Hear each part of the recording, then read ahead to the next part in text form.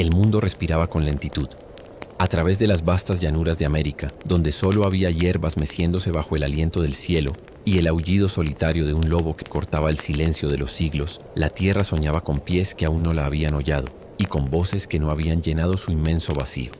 Este era el oeste, salvaje y bello, severo y clemente a la vez, que aguardaba con una serenidad que desconocía la prisa.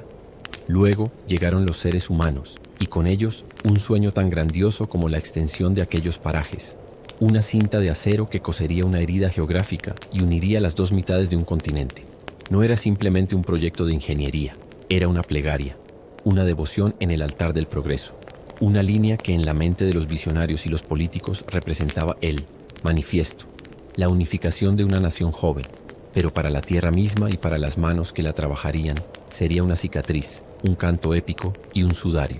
La historia del ferrocarril del Pacífico no es solo la historia de rieles y traviesas, es la historia del aliento empañando el aire frío del amanecer, del sudor salado secándose en la espalda bajo un sol implacable, del susurro de esperanzas y plegarias en innumerables idiomas, y del crujido sordo de mundos que cambiaban para siempre.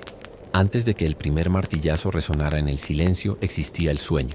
Era un sueño que se gestaba en oficinas gubernamentales con olor a tinta y madera pulida, en salones de té de ciudades del este donde hombres con chalecos bordados señalaban mapas vacíos. Era la promesa abstracta de comercio, de comunicación, de control. Un continente unido por un cordón umbilical de acero, permitiendo que las mercancías, las ideas y los soldados fluyeran de costa a costa. Pero en el terreno ese sueño se topaba con la realidad física, abrumadora en su escala y su indiferencia. Las llanuras, que desde la distancia parecían una alfombra dorada y tranquila, eran en realidad un océano de tierra y gramíneas. El viento, un músico eterno, silbaba melodías que iban desde un susurro reconfortante hasta un grito desquiciado que azotaba las carpas y enloquecía a los animales. Allí, el cielo no era un techo, era un abismo invertido, un despliegue de estrellas tan denso y brillante que parecía que uno podía oír su zumbido sideral. Y en medio de esa inmensidad, cualquier movimiento humano parecía insignificante, un rasguño efímero en la piel del tiempo. Hacia el oeste, tras las llanuras, se alzaban las montañas. Los picos rocosos, las imponentes cordilleras de la Sierra Nevada, no eran simples obstáculos topográficos. Eran catedrales geológicas, levantadas en épocas inmemoriales, cuyas piedras contenían la memoria del planeta. Sus pasos eran traicioneros, sus inviernos legendarios por su ferocidad. La nieve, que en los grabados de las revistas del este parecía una manta blanca y pura, era en realidad una fuerza letal, un muro frío que podía sepultar campamentos y esperanzas en cuestión de horas. Los ríos que bajaban de sus cumbres no eran líneas azules en un mapa, sino torrentes glaciares, traicioneros y profundos, que desafiaban cualquier intento de ser domados con puentes de madera y fe. Y en medio de este escenario colosal estaban los primeros habitantes, los pueblos que habían aprendido a leer el lenguaje del viento, a seguir las migraciones del bisonte, a honrar el espíritu de cada roca y cada arroyo. Para ellos, la tierra no era un recurso a ser explotado, ni un espacio vacío a ser llenado. Era un ser vivo, un tejido sagrado de relaciones donde cada criatura, cada elemento, tenía su lugar y su propósito. El concepto de dividirla con una línea de hierro era sencillamente incomprensible, una profanación, un desgarro en el orden natural del mundo. Sus creencias, arraigadas en milenios de observación y tradición oral, enseñaban que la tierra era una madre, y que uno no clava hierros en el corazón de su madre. Veían las estaciones como ciclos de regalo y sacrificio, los animales como hermanos con los que se negociaba la vida, y las montañas como moradas de espíritus antiguos que podían ser benevolentes o terriblemente vengativos.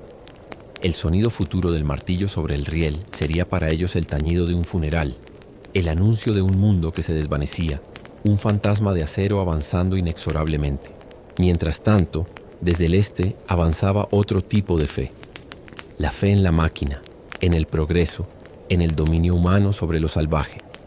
Era una religión secular cuyo evangelio se escribía en planos de ingeniería y cuyo bautismo era el sudor del trabajo duro.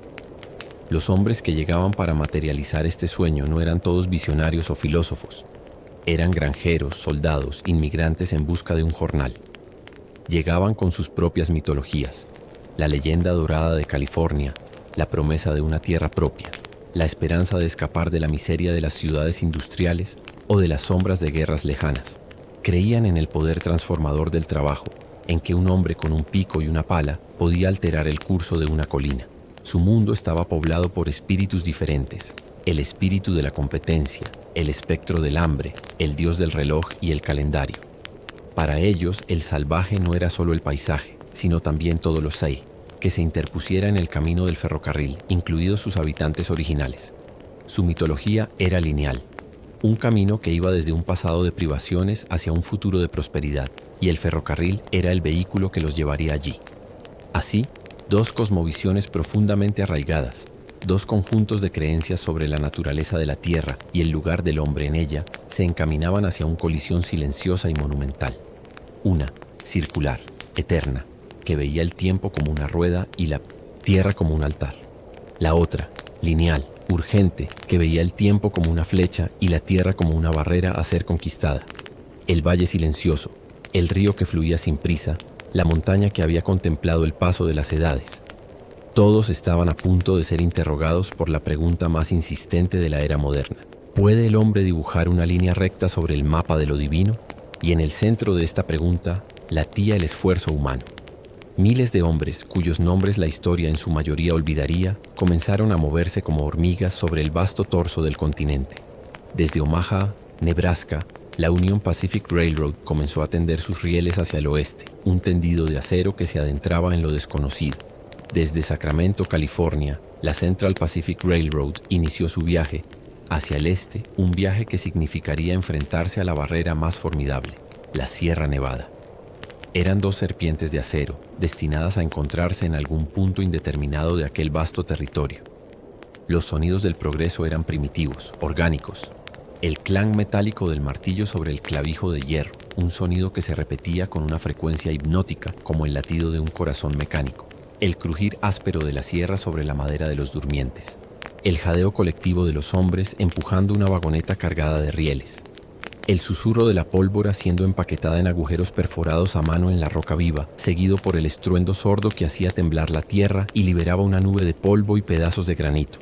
Eran sonidos que rompían un silencio milenario, anunciando una nueva era, una era de máquinas de vapor y horarios, que nació del esfuerzo musculoso y sudoroso del hombre. Los trabajadores, particularmente los de la Central Pacific enfrentándose a la sierra, no eran solo obreros, eran escultores tallando una montaña divina. Para ellos, cada día era una batalla contra un elemento que parecía consciente y resistente. La roca no cedía fácilmente. Sus manos, enguantadas y luego desgarradas, aprendieron la dureza del granito. Sus espaldas se doblaban bajo el peso de la dinamita y las herramientas. Por las noches, alrededor de hogueras que parpadeaban como luciérnagas en la inmensidad. Negra, sus cuerpos exhaustos encontraban un descanso fugaz. Sus mentes tal vez vagaban entre dos mundos. El mundo tangible del cansancio y el frío, y el mundo de los sueños que los había traído hasta allí. Soñaban con el calor de un hogar, con el sabor de una comida que no fuera galletas duras y carne salada, con el rostro de una mujer amada. En su agotamiento, quizás las leyendas de los nativos americanos que rondaban, los campamentos como susurros, les hablaban de los espíritus de la montaña. Quizás, en el silbido del viento entre los pinos, alguno creyó oír una advertencia o una lamentación. Era fácil, en ese contexto, atribuir voluntad a la naturaleza. Un derrumbe inesperado que sepultaba un día de trabajo no era solo un accidente geológico. Era la montaña defendiéndose. Una tormenta de nieve que aislaba el campamento no era un simple fenómeno meteorológico. Era la demostración de fuerza de un dios local. Los trabajadores, en su mayoría inmigrantes irlandeses para la Union Pacific, y de manera crucial y a menudo olvidada, inmigrantes chinos para la Central Pacific, traían sus propias capas de creencias y supersticiones. Los trabajadores chinos, en particular, realizaban pequeños rituales antes de detonar una carga en un túnel, quemando incienso y ofreciendo frutas a los espíritus del lugar, pidiendo permiso y protección. Para ellos, el Tudigong, el dios de la tierra y el suelo, era una presencia real, que no debía ser ofendida. Su respeto por la montaña no era tan diferente en esencia del de los nativos, aunque su método fuera el de transformarla. Era una negociación espiritual, un intento de apaciguar a las fuerzas que estaban alterando con tanto esfuerzo. Así, la construcción del ferrocarril se convirtió en un crisol no solo de culturas, sino también de cosmologías. El frío racionalismo de la ingeniería se mezclaba con el temor supersticioso del peón de campo. La visión utilitaria de la Tierra como un obstáculo coexistía con la percepción animista de la Tierra como un ser vivo.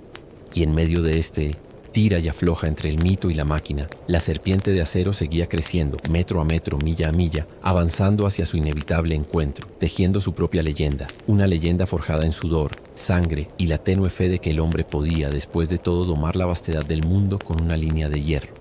Pero esta era solo la primera curva en el viaje, el primer acto de un drama épico que se desarrollaría a lo largo de miles de kilómetros de sueños y polvo.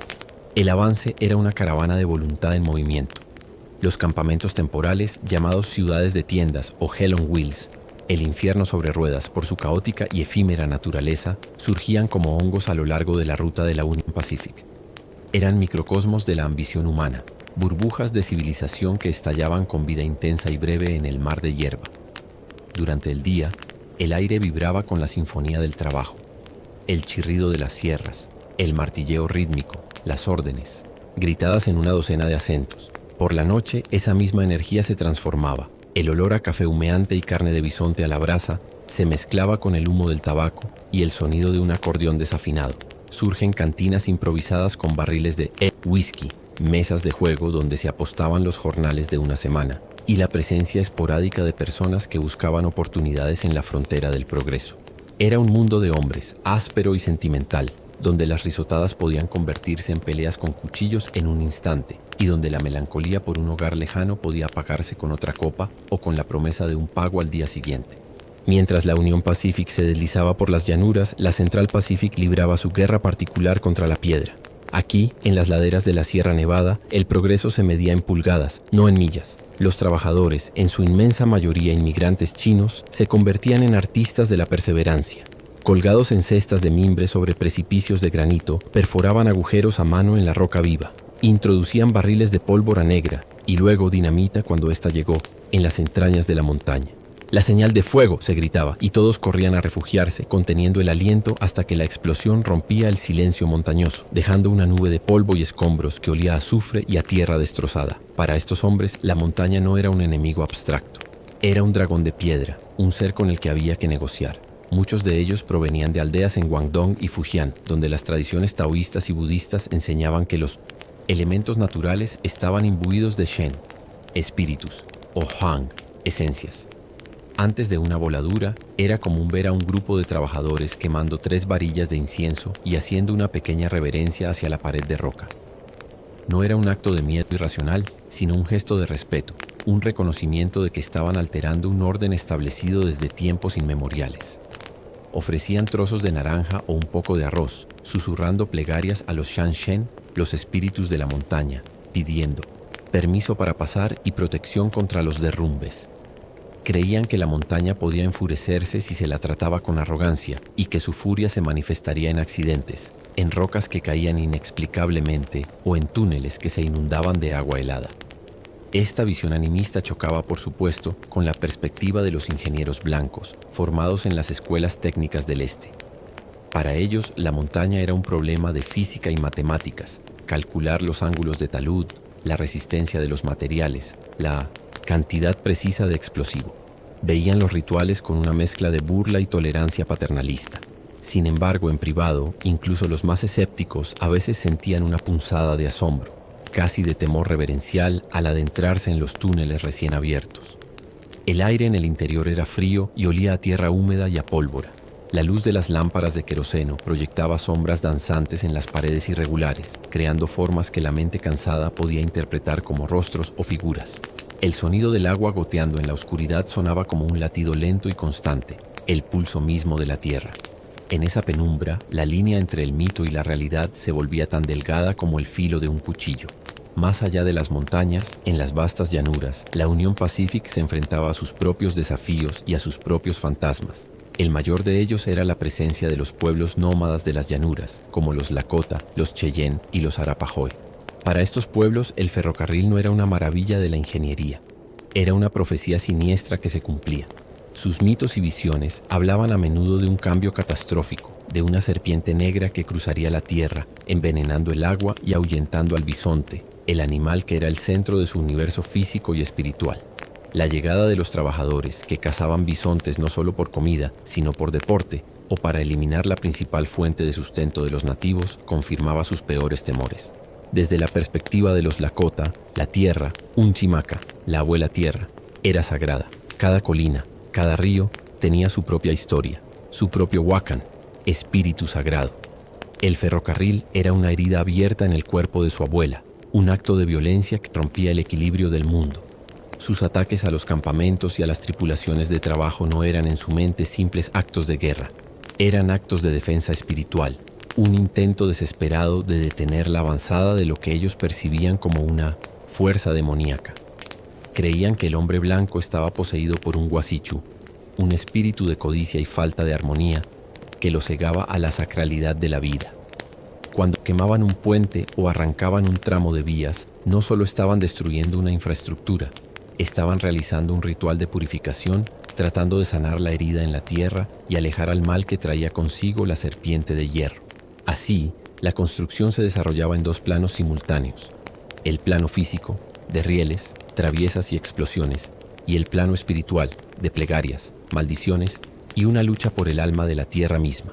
Los trabajadores, ya fueran irlandeses, chinos o veteranos de la guerra civil, desarrollaron sus propias supersticiones. Contaban historias de fantasmas de nativos americanos que aparecían en la llanura, señalando con dedos acusadores hacia los campamentos. Hablaban de extrañas luces que bailaban sobre las vías por la noche, o de voces que susurraban en el viento, advirtiéndoles que se fueran. Un accidente particularmente brutal, donde una vagoneta se descarrilaba y mataba a varios hombres, no era solo una tragedia, era un presagio, un castigo por haber construido ese tramo en un lugar sagrado para los pueblos originarios. El invierno en las montañas fue una prueba de fe para la Central Pacific. Las tormentas de nieve, las legendarias nieves de Donner, sepultaban campamentos bajo metros de blanco. Los túneles se convertían en cuevas heladas y los hombres trabajaban con los cuerpos entumecidos, con el riesgo constante de congelación o de morir sepultados por una luz. En esos momentos de frío extremo y aislamiento, las creencias de los trabajadores chinos se fortalecieron. Realizaban ceremonias más elaboradas para el Año Nuevo chino, pidiendo fortaleza y protección a sus dioses y ancestros. Colgaban tiras de papel rojo con inscripciones en los barracones, invocando buena fortuna y alejando a los espíritus malignos. Su resistencia no era solo física, era también espiritual. Creían que su sufrimiento y su trabajo duro eran una ofrenda, un sacrificio que al final sería recompensado, ya sea en esta vida o en la siguiente. Mientras tanto, la serpiente de acero de la Union Pacific se deslizaba a través de las tierras de los Sioux y los Cheyenne, dejando a su paso una estela de cambio irreversible. Los cazadores profesionales, a menudo financiados por las propias compañías ferroviarias, diezmaban las manadas de bisontes. Donde antes pastaban decenas de miles de animales, ahora solo quedaban cadáveres en descomposición y cielos vacíos. Para las tribus de las llanuras, esto era un apocalipsis lento. El bisonte no era solo comida, era ropa, refugio, herramientas y el centro de su cosmología. Su desaparición significaba el colapso de su mundo, la invalidación de sus rituales y la ruptura de su pacto con la naturaleza. El ferrocarril era el instrumento de esta destrucción, el símbolo tangible de un dios ajeno y hambriento que devoraba su pasado y su futuro. El avance, por tanto, estaba teñido de una profunda melancolía. Cada kilómetro de vía tendido era un kilómetro de mundo perdido para alguien. El silbido de la locomotora, que para los viajeros del este era un sonido de progreso y aventura, para el oído indígena era un lamento fúnebre. Era el sonido del tiempo lineal, implacable, aplastando el tiempo circular de las estaciones y las migraciones. Era el sonido del hombre moderno anunciando su llegada, un anuncio que para los antiguos dueños de la tierra equivalía a una sentencia de muerte. Así, bajo un mismo cielo, dos realidades coexistían y chocaban. Una, la del riel recto y el horario preciso, soñaba con unir una nación. La otra, la del círculo de la vida y la rueda de las estaciones, luchaba por no ser borrada del mapa. Y en medio de este conflicto colosal, los hombres seguían trabajando día tras día, sus sueños personales entrelazándose con los grandes mitos de la conquista y la pérdida, avanzando lentamente, inexorablemente, hacia un punto de encuentro que cambiaría América para siempre. El viaje era largo, y la tierra en su silencio observaba y recordaba. El avance, sin embargo, no era una línea recta y triunfal. Era un vaivén, una danza lenta y agotadora con los elementos y con la propia resistencia humana. La primavera llegó a las llanuras, y con ella el deshielo transformó la tierra endurecida por el hielo en un océano de lodo pegajoso y traicionero. Las ruedas de los carromatos y las locomotoras se hundían hasta los ejes en un barro espeso y frío que parecía tener vida propia, un elemento primordial que se resistía al avance del acero y la madera. El progreso se medía ahora en yardas por día, y cada yarda era una batalla ganada con picos, palas y la fuerza bruta de hombres y animales que tiraban de cables y cuerdas bajo una lluvia fina y persistente. En las llanuras, la relación con los pueblos nativos se intensificó, tejiendo una capa más de tragedia en la narrativa. Los ataques a los campamentos y a los equipos de tendido de vías se hicieron más frecuentes y audaces. Para los trabajadores de la Union Pacific, cada colina en el horizonte podía ocultar una partida de guerra. La ansiedad era una niebla constante, más densa que la niebla matutina. Se construyeron fuertes improvisados junto a las vías, y los hombres dormían con los rifles al lado. En este contexto, el miedo generó sus propias leyendas. Circulaban historias de centinelas que desaparecían sin dejar rastro, encontrados días después con un simbolismo extraño tallado en sus cuerpos, mensajes de una cultura cuya lógica les resultaba incomprensible y aterradora. Se decía que los guerreros Cheyennes podían volverse invisibles, fundirse con la hierba y aparecer como fantasmas entre las tiendas. Esta no era solo paranoia. Era el reconocimiento instintivo de que se estaban adentrando en un territorio que poseía una sabiduría y un poder antiguos, un poder que ellos con toda su tecnología no podían controlar. Mientras tanto, en las montañas, la Central Pacific se enfrentaba a un enemigo diferente pero igualmente implacable: la gravedad y la masa pura de la sierra. El túnel número 6, el famoso túnel del Summit a través de la cima de la sierra, se convirtió en una obsesión. Era una tarea de proporciones bíblicas. Los trabajadores chinos, a los que ahora se unían más inmigrantes europeos, trabajaban en turnos de 12 horas, en turnos día y noche, en la oscuridad perpetua del interior de la montaña. El aire se llenaba de un humo espeso y acre de la pólvora y las lámparas de queroseno, un humo que se adhería a los pulmones y enrojecía los ojos. El sonido era un martilleo constante, ensordecedor, interrumpido solo por el estruendo atronador de las explosiones que hacían temblar las entrañas de la tierra. Aquí, en la oscuridad profunda, las creencias de los trabajadores chinos se fortalecieron y adaptaron. El concepto de Gui, fantasmas o espíritus errantes, tomó una nueva dimensión. No eran solo los espíritus de la montaña los que temían, eran los fantasmas de los compañeros que habían muerto en derrumbes o por enfermedades. Creían que estas almas, atrapadas lejos de su tierra natal y sin los ritos funerarios adecuados, podían vagar por los túneles, resentidas y buscando compañía en la fría oscuridad. Colgaban pequeños amuletos de jade o monedas con agujeros cuadrados en las entradas de los túneles para ahuyentarlos. A veces dejaban bolas de arroz en las grietas de la roca como ofrenda a estos Gui, una práctica que mezclaba la compasión budista con el temor taoísta a los espíritus descontentos. Para ellos, el túnel no era solo un agujero en la roca. Era un portal, un espacio liminal entre el mundo de los vivos y un reino más oscuro y antiguo. Cada explosión que abría un nuevo metro de túnel no era solo un triunfo de la ingeniería. Era una violación, una intrusión en un dominio que no era el suyo. El miedo a un mal aire o a gases venenosos en los túneles se mezclaba con el miedo a las maldiciones espirituales. Cuando ocurría un accidente, no se atribuía únicamente a la negligencia o a la mala suerte. A menudo se interpretaba como la venganza de un espíritu ofendido por la arrogancia de perturbar su descanso eterno. Fuera, en la luz del día, el paisaje mismo era testigo de esta lucha épica. Las laderas de las montañas quedaron marcadas con cicatrices de escombros, enormes pilas de rocas rotas y árboles talados que daban testimonio del violento parto del ferrocarril. El sonido de las sierras de vapor y las explosiones ahogaba el canto de los pájaros y el susurro del viento entre los pinos. El olor a pólvora y a madera recién cortada reemplazaba el aroma limpio de la resina y la tierra húmeda. Era una transformación tan radical que parecía casi sobrenatural, como si una raza de gigantes hubiera decidido reesculpir la creación a su antojo. Mientras tanto, en ambos frentes, la logística de este sueño era un milagro en sí misma. Trenes de suministro recorrían constantemente las vías recién tendidas, llevando rieles, clavos, alimentos, pólvora y repuestos. Estos trenes eran las arterias vitales del proyecto, y su llegada era siempre un evento importante. Traían no solo suministros materiales, sino también noticias del mundo exterior, cartas de casa que eran leídas y releídas hasta que el papel se deshacía, y los periódicos que contaban una realidad que parecía existir en otro universo.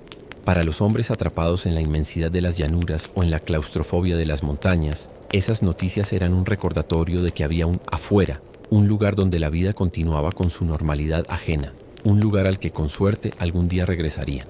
El avance, por tanto, era una experiencia profundamente contradictoria. Por un lado, era una demostración de un poder humano sin precedentes, la capacidad de alterar la geografía a gran escala. Por otro lado, sumergía a los hombres en una profunda sensación de su propia pequeñez. Estaban a merced del clima, de los accidentes, de las enfermedades y de fuerzas culturales y espirituales que no comprendían del todo. Soñaban con el futuro, pero vivían en un presente eterno y agotador, un ciclo interminable de trabajo, comida y sueño, todo al servicio de una línea que se extendía hacia un horizonte que siempre parecía retroceder. Y así, la gran empresa continuaba, un pulso lento y constante de actividad en el vasto cuerpo del continente.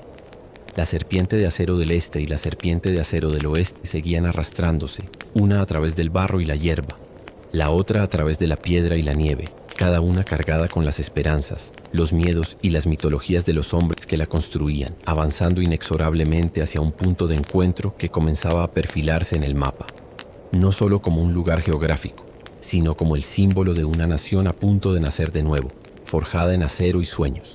El verano trajo un nuevo ritmo, una respiración más profunda y calurosa a la empresa. Para la Union Pacific en las llanuras, el suelo se endureció bajo el sol abrasador, permitiendo un avance más rápido.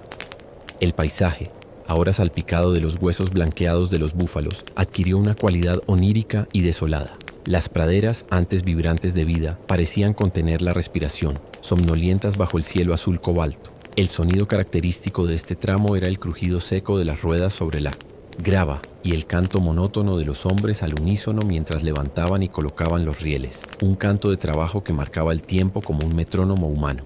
En este vasto escenario, la presencia de los pueblos nativos se volvió más espectral, pero no menos palpable. Los ataques directos disminuyeron en frecuencia, pero la sensación de ser observados, de ser extraños en una tierra que tenía sus propios ojos, era constante. Los trabajadores encontraban a veces círculos de piedra, ofrendas de plumas atadas a palos o pinturas rupestres en cañones apartados. Estos eran los jeroglíficos de una fe que ellos no podían descifrar, recordatorios silenciosos de que la tierra ya estaba inscrita con significados profundos mucho antes de que llegara el primer riel. Para algunos trabajadores, especialmente aquellos con una sensibilidad más religiosa o supersticiosa, estos hallazgos inspiraban una especie de temor reverencial.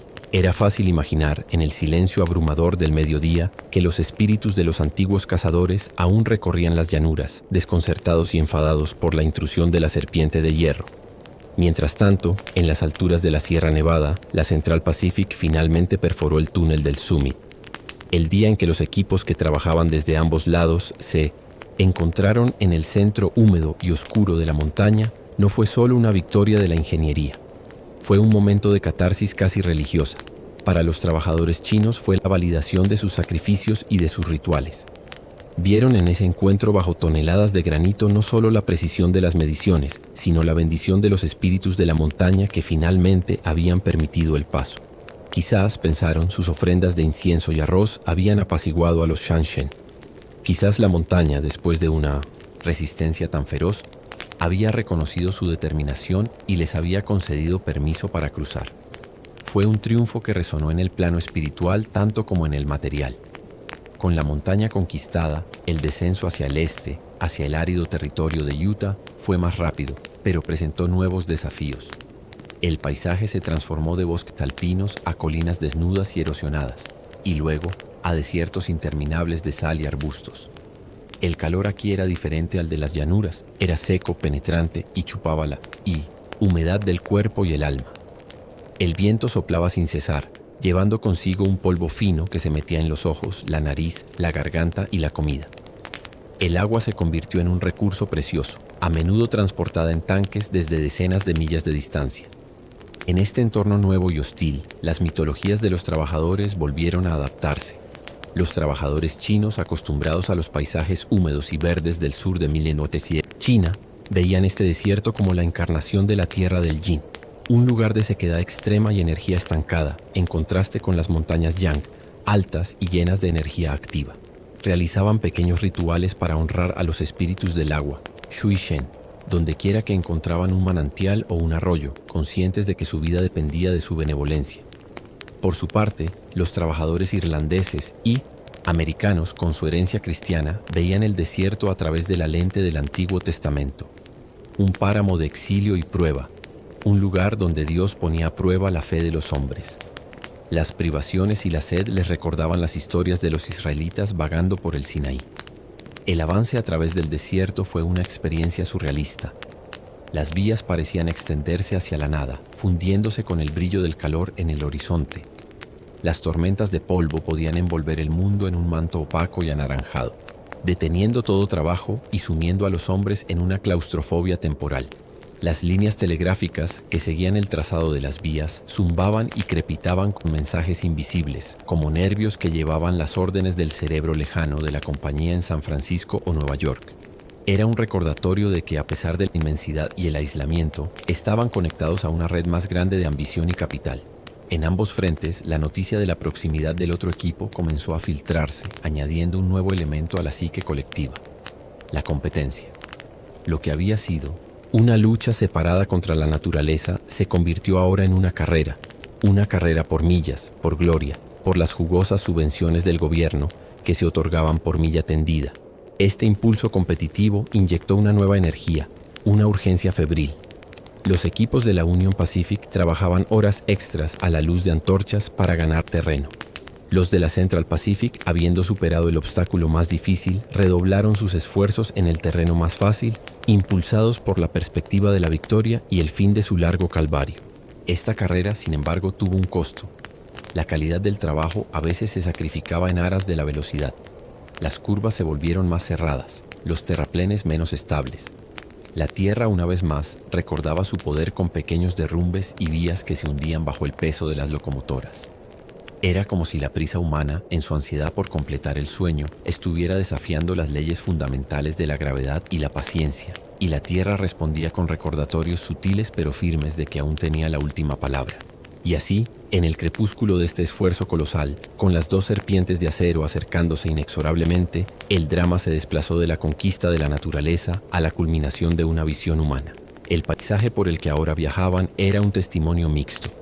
Por un lado, la belleza salvaje y eterna de cañones y mesetas. Por otro, la cicatriz lineal y gris de las vías, los campamentos abandonados llenos de basura y los restos oxidados de herramientas y maquinaria. Era un diario de viaje escrito en el propio suelo, una narrativa de triunfo y pérdida, de ingenio y violencia, de sueños realizados y mundos extinguidos. El punto de encuentro final, Promontory Summit en Utah, se vislumbraba ahora no solo como un destino, sino como un umbral, el lugar donde una América se despediría de otra y daría a luz a la moderna. La proximidad del encuentro final cargó el aire de una electricidad nueva, una expectativa que palpitaba más fuerte que el martilleo rítmico o el silbido del vapor. Ya no se trataba solo de superar obstáculos naturales, sino de alcanzar un punto en el mapa que había adquirido la cualidad de un símbolo sagrado. Para los trabajadores, agotados tras años de esfuerzo, Promontory Summit se convirtió en el Jerusalén de su peregrinación secular, la tierra prometida de descanso y pago final. En sus mentes ya no cavaban zanjas ni colocaban rieles. Construían el altar donde se consagraría la unión de un continente. En las llanuras, la Union Pacific aceleró su marcha hasta un frenesí. Las vías se extendían ahora sobre el árido territorio de Utah, un paisaje de colores ocres y rojizos, de mesetas recortadas contra un cielo de un azul intenso. El trabajo continuaba día y noche, iluminado por grandes hogueras y lámparas de queroseno que convertían la noche en un extraño y parpadeante día artificial. Las canciones de los trabajadores, antes lentas y melancólicas, adquirieron un ritmo más urgente, casi febril.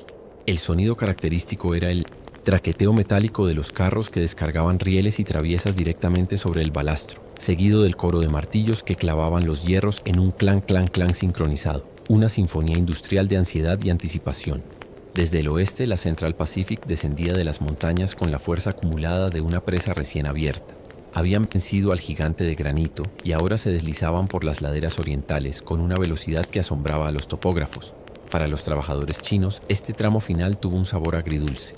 Por un lado, sentían el orgullo de haber superado el desafío más difícil, de haber tallado un camino a través de lo que muchos consideraban infranqueable.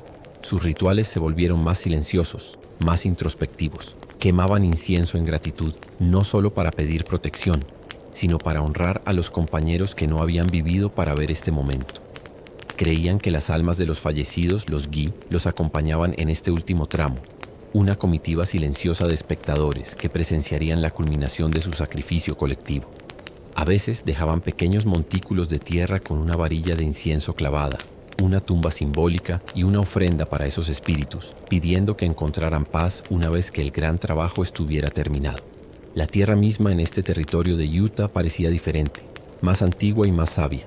Grandes lagos salados relucían como espejos cegadores bajo el sol, y formaciones rocosas esculpidas por el viento durante milenios se alzaban como ruinas de una civilización desaparecida. Aquí, los mitos de los nativos americanos, los Paiute y los Shoshone, hablaban de un tiempo de creación, de un dios coyote que había modelado el mundo con astucia y travesuras. El ferrocarril, en su ruta recta e implacable, debe haber parecido la obra de un dios muy diferente, uno obsesionado con el orden y la linealidad, indiferente a las curvas sagradas y a las historias talladas en la piedra. Los encuentros con estos pueblos eran esporádicos y cargados de una curiosidad mutua y una tristeza resignada. Ellos observaban desde la distancia, reconociendo que el mundo que conocían, el mundo de sus mitos de creación, estaba siendo rápidamente reemplazado por otro, cuyo mito fundacional era el progreso y cuyo dios principal era la máquina. En los campamentos avanzados de ambos equipos, la atmósfera era una mezcla de carnaval y vigilia. Llegaban periodistas, fotógrafos y dignatarios, personajes de un mundo lejano y elegante que parecía totalmente ajeno al mundo de polvo, sudor y madera gastada de los trabajadores. Se enviaban telegramas frenéticos entre Washington, Sacramento y Omaha, coordinando la ceremonia final. Para los capataces y los ingenieros, era la cúspide de sus carreras. Para el hombre común, el peón que había sudado y congelado bajo el sol y la nieve, era el final de un viaje épico cuyo significado completo tal vez nunca comprenderían, pero cuyo agotamiento físico sentían en lo más profundo de sus huesos. La víspera del encuentro, una calma extraña se apoderó de los dos frentes de trabajo. El martilleo cesó. El silbido de las locomotoras se apagó. Solo el viento, el eterno músico de las llanuras y los desiertos, seguía soplando, llevándose el polvo de años de trabajo. Los hombres se sentaron fuera de sus tiendas, limpiando sus herramientas por última vez, escribiendo cartas a casa o simplemente contemplando el horizonte donde al día siguiente se encontrarían con el otro, con esos extraños que habían estado construyendo la misma línea desde la dirección opuesta, compartiendo la misma pesadilla y el mismo sueño. Esa noche, bajo un cielo tachonado de estrellas que habían sido testigos mudos de toda la historia de la Tierra, dos campamentos, separados por solo unas millas de desierto, respiraron al unísono. En uno, quizás un grupo de trabajadores irlandeses entonó una canción triste de su hogar. En el otro, quizás un grupo de trabajadores chinos quemó las últimas varillas de incienso, sus rostros iluminados por las brasas anaranjadas, sus mentes llenas de imágenes de los arrozales verdes y las colinas brumosas de un mundo que quedaba a un océano de distancia. Dos mitologías, dos historias, dos sueños, convergiendo en el silencio de la noche utana, a la espera del amanecer que marcaría no el final de un trabajo, sino el comienzo de una nueva leyenda para una nación. El amanecer del 10 de mayo de 1869 no fue dramático. Surgió con una calma solemne sobre Promontory Summit, tiñendo el vasto paisaje desértico de tonos pastel, rosa, lavanda y un dorado pálido. La quietud de la mañana era profunda, casi sagrada, como si la tierra misma contuviera la respiración. Pero esta quietud pronto fue perturbada no por el sonido del trabajo, sino por los preparativos para la ceremonia. Era un día de culminación, un ritual civil en el que la nación se miraría a sí misma en el espejo de su propio logro. Dos locomotoras, la Júpiter de la Central Pacific y la No. 119 de la Union Pacific, se enfrentaban sobre las vías recién tendidas, separadas por una pequeña brecha. Eran bestias magníficas y adornadas, pulidas hasta quedar brillantes para la ocasión, sus chimeneas emitiendo suaves penachos de humo negro contra el cielo claro. Parecían animales heráldicos en un torneo, representantes de dos reinos que estaban a punto de unirse. A su alrededor, una multitud abigarrada se congregaba. Trabajadores con sus overoles gastados, ingenieros con sus trajes formales, soldados, comerciantes, aventureros y un puñado de nativos americanos observando desde las colinas cercanas, sus rostros impasibles, sus pensamientos inescrutables. Para los trabajadores, este momento era extrañamente anticlimático. Después de años de lucha titánica contra la naturaleza, de sudor y sacrificio, el acto final era simbólico, casi delicado. No habría más explosiones que sacudieran la tierra, ni más martillazos que resonaran en los valles. En cambio, había discursos. Había un telégrafo listo para enviar. Una sola palabra. Hecho. A ambas costas. Había un último riel ceremonial, hecho de laurel de California que debía ser colocado. Y lo más famoso, había un clavo de oro. La mitología que había impregnado toda la construcción ahora se cristalizaba en este objeto. Un clavo de oro puro. No era un elemento estructural, era una reliquia, un talismán. Representaba la transformación del esfuerzo físico brutal en un símbolo puro de unidad y progreso. Para la mentalidad de la época, el oro era el metal de los dioses, de los sueños y del destino. Clavarlo en el último durmiente era un acto de consagración, una forma de decir que este ferrocarril no era solo una herramienta, sino un altar donde se ofrecía el continente salvaje al dios de la civilización moderna. Mientras los dignatarios se preparaban para los discursos, la mirada debía dirigirse inevitablemente hacia los hombres que lo habían hecho posible. Allí, entre la multitud, estaban los trabajadores chinos de la Central Pacific, pequeños y callados, sus rostros marcados por el esfuerzo y el clima. No se les permitió participar en la ceremonia formal. Ese honor era para los capataces y los políticos blancos, pero su presencia era elocuente. Sin su disciplina férrea, su resistencia sobrehumana y su fe peculiar que mezclaba el pragmatismo con la devoción espiritual, las montañas nunca habrían sido cruzadas. Para ellos, este momento quizás no fue sobre un clavo de oro, sino sobre el simple y profundo alivio de haber sobrevivido. Su épica personal estaba escrita en los túneles que habían perforado y en las pendientes que habían nivelado, no en los discursos de los hombres importantes. De manera similar, los trabajadores de la Union Pacific, irlandeses y veteranos de la guerra, miraban con una mezcla de orgullo y agotamiento. Habían enfrentado las llanuras, el viento, el barro y la amenaza constante de los ataques. Su épica era una de expansión horizontal, de cubrir una vastedad con la persistencia del ritmo. Para ellos, el final del viaje significaba un pago, un trago de whisky y la libertad de buscar el siguiente trabajo, la siguiente frontera. Llegó el momento culminante. Bajo un cielo ahora despejado, los oficiales tomaron turnos para martillar el clavo de oro en el durmiente de laurel. Sin embargo, en un giro que parecía un guiño del destino o de la ironía, la mayoría falló el golpe. El clavo, tan simbólico, se dobló ligeramente bajo los impactos torpes. Fue un recordatorio perfecto, casi cómico, de la desconexión entre el símbolo y la realidad. La realidad no era el oro blando. La realidad era el acero endurecido de miles de clavos que manos anónimas habían martillado con precisión brutal durante años. La realidad era el granito, la nieve, el barro y la sangre. Finalmente, el clavo fue colocado y el presidente de la Central Pacific, Leland Stanford, tomó un martillo de plata para dar el golpe simbólico que conectaría las líneas telegráficas. Cuando el martillo golpeó el clavo, la señal "hecho" voló a través de los cables a ambos lados del continente. En San Francisco y Nueva York, las campanas de las iglesias repicaron simultáneamente. La nación estaba oficialmente unida. Pero en el silencio que siguió al repique telegráfico, en Promontory Summit, el sonido más significativo no fue el del martillo sobre el oro, ni los vítores de la multitud. Fue el ese silbido agudo y triunfal de las dos locomotoras, la Júpiter y la No. 119, que sonaron sus silbatos al unísono, un grito dual de acero y vapor que rasgó el cielo del desierto. Fue el sonido del futuro anunciando su llegada. Un sonido que para algunos era música, para otros un lamento. La ceremonia terminó. La multitud comenzó a dispersarse. Los trabajadores se quedaron mirando las dos locomotoras, ahora permanentemente unidas por un riel continuo. El sueño se había materializado. El mapa estaba cosido. Pero mientras el sol comenzaba su descenso, proyectando largas sombras sobre las vías que se perdían en el horizonte en ambas direcciones, una pregunta quedaba flotando en el aire tranquilo. ¿Qué había ganado realmente la nación? ¿Y qué había perdido para siempre en su obstinado y heroico avance hacia el oeste? El viaje había terminado. La leyenda, sin embargo, acababa de comenzar. El silbido de las locomotoras se desvaneció, llevándose consigo el sonido de la celebración.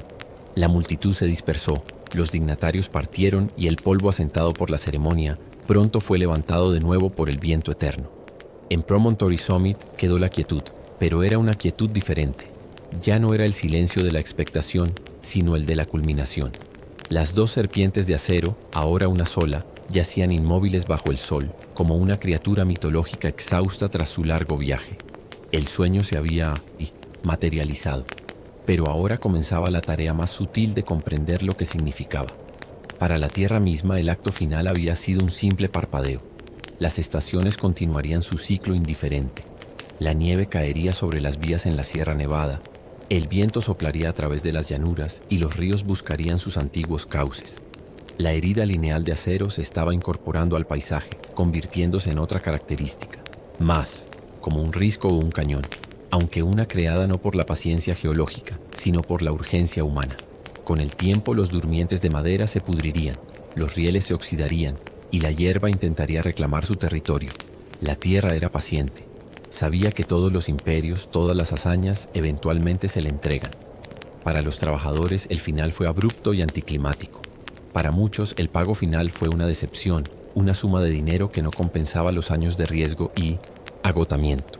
Los campamentos, aquellos infiernos sobre ruedas, fueron desmantelados o simplemente abandonados, dejando atrás fantasmas de madera y lona que se desintegrarían lentamente. Los hombres se dispersaron. Algunos regresaron al este, a las ciudades y granjas de las que habían venido, sus cuerpos marcados por la experiencia, sus mentes llenas de recuerdos que parecían más un sueño febril que una memoria real. Otros se dirigieron hacia el oeste, hacia las prometidas tierras de California, solo para descubrir que la frontera ya se estaba cerrando, domesticada por las mismas vías que habían ayudado a tender. Los trabajadores chinos, en particular, se enfrentaron a un futuro incierto. Habían demostrado una habilidad y una resistencia legendarias, pero en la nueva América Unida, por el ferrocarril, a menudo se les negaba la ciudadanía y se les veía con desconfianza y hostilidad. Su épica contribución sería, durante décadas, minimizada en los libros de historia oficiales. Para ellos, el mito del Gumshan, la montaña de oro, se había desvanecido, revelando una realidad de exclusión y trabajo duro. Muchos se quedaron en California formando comunidades resilientes que se aferraban a sus tradiciones, sus rituales y la memoria silenciosa de que ellos, con sus propias manos y su propia fe, habían partido en dos las montañas más altas del continente. En las llanuras, el silbido del tren se convirtió en el sonido de un duelo irrevocable. Para las tribus Lakota, Cheyenne y Arapaho, la serpiente de hierro no era una metáfora. Era una realidad que traía consigo el fin de su mundo. Con el ferrocarril llegaron cazadores, colonos, soldados y enfermedades. Las vastas manadas de bisonte, el centro de su universo, fueron exterminadas en unas pocas décadas. Sus creencias profundamente entrelazadas con la tierra y sus criaturas se vieron amenazadas de raíz. El círculo de la vida se rompió, reemplazado por la línea recta del progreso. Sus mitos de creación, sus visiones de un mundo en equilibrio, fueron relegados al ámbito de la leyenda, considerados por los recién llegados como supersticiones primitivas de un pueblo condenado. La unificación de América significó para ellos la fragmentación de su cosmos. El propio ferrocarril se convirtió rápidamente en una arteria vital, un cordón umbilical que bombeaba gente, mercancías e ideas a través del continente. Redujo un viaje de meses a una cuestión de días. Cambió la economía, la demografía y la psicología de la nación. La vastedad aterradora y sublime del oeste se volvió de repente accesible, domesticable. La frontera dejó de ser un misterio y se convirtió en un destino. Pero en este proceso, algo de la cualidad sagrada del espacio, el mysterium tremendum de la tierra indómita, se perdió. El paisaje se convirtió en un paisaje que se veía pasar por la ventana de un vagón. Una imagen en movimiento en lugar de una presencia física con la que se interactuaba y de la que se dependía. Con el tiempo, el ferrocarril transcontinental mismo se convirtió en un mito, un símbolo fundacional de la identidad estadounidense. Ingenio, determinación y el triunfo del hombre sobre la naturaleza, la complejidad de la historia, el sufrimiento de los trabajadores, la devastación de las culturas nativas, la frágil negociación entre el mito y la máquina, se suavizó en una narrativa más simple y heroica. El clavo de oro se convirtió en una reliquia en un museo, un punto focal limpio y brillante que eclipsaba las montañas de sudor y los océanos de sacrificio que lo hicieron posible. Hoy, si uno se para en Promontory Summit, puede sentir los ecos de ambos mundos.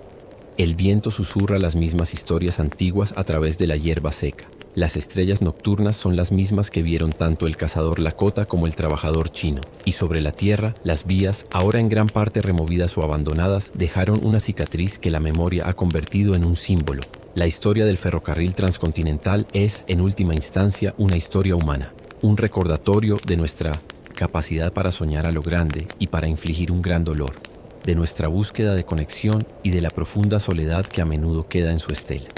Es el relato de cómo una línea en un mapa se convirtió en una herida y un milagro, un lamento y un himno, tallado para siempre en el vasto y paciente corazón del continente.